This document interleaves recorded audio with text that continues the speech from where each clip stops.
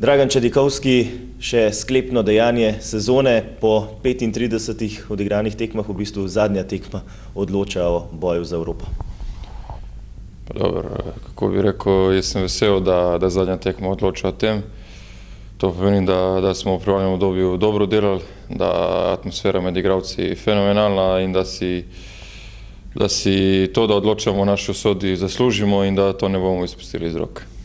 Prednost je lepa, ampak vsaj točka je potrebna v Murski Soboti.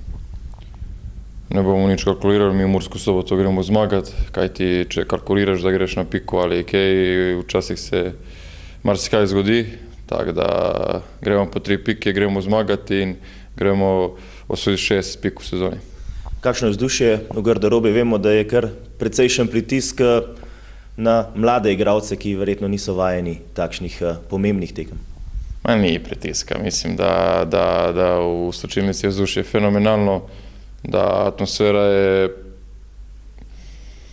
res vrhunska in da ta atmosfera, in ko so imeli malo slabše rezultate in ko jih niso imeli, da je to prineslo tisto, da v zadnjem krogu odločamo o naši usodi, kar sem prepričan, kar sem rekel pre 2 tedna nazaj, da bomo šli v Evropo in si bomo zagotovili to. Ste najstarejši igralec v ekipi in tudi na zadnjih 2 tekmah ste prevzeli to odgovornost in pokazali svoje izkušnje in svojo moč. Pa dobro, zdaj najstarejši, tak je,